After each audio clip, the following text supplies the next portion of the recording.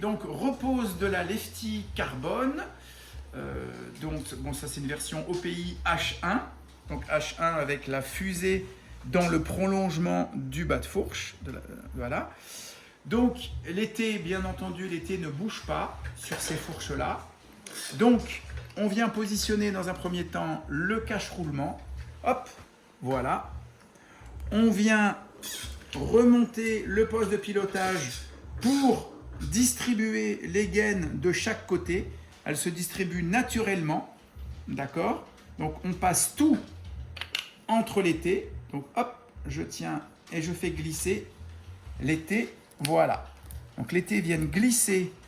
Encore une fois, il faut que le joint soit en bon état, pas déformé. Hop, voilà. Je viens glisser. Voilà. Donc on repose lefty avec pivot classique. Donc on vient de voir la dépose. Donc le pivot classique, encore une fois, avec une potence classique. D'accord? Voilà, en version head-shock ou en version 1.5. Donc là, la petite différence, je le dis toujours, c'est que 1.5, on a un tout petit épaulement. Donc ici, c'est moins gros. Et head-shock, voilà, head-shock, ici, c'est légèrement plus gros. Voilà, donc potence head-shock avec pivot head-shock. Hop. Et potence 1.5 avec pivot 1.5. Et là, ce qu'il faut savoir, c'est que les roulements qui viennent ici, ici, donc dans le cadre, sont des roulements head-shock. Par contre, ça ne change pas. Les deux pivots prennent des roulements head-shock. Il n'y a que la potence qui change. Allez, donc, pour remettre ce pivot dedans, je vais utiliser l'outil KT020. Je le mets en place. Hop. Je mets ma lefty en place. Alors là, tchoc, je fais passer les, comment on appelle ça, les durites au bon endroit.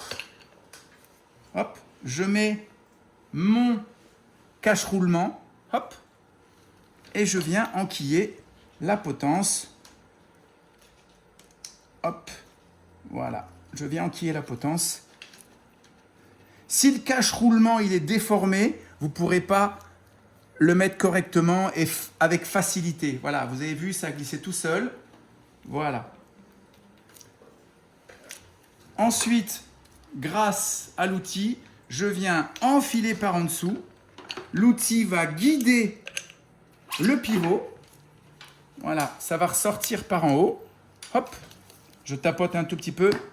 Voilà, vous avez vu, ça ressort par en haut. Et j'ai plus qu'à taper par en bas. Avec un maillet, en bois ou en plastique, interdit avec le métal. Sinon, vous déformez votre pivot qui est en alu. Là, je tape. Droite-gauche. Le premier roulement est passé. Hop. Et là, je finis. Et je regarde que l'épaulement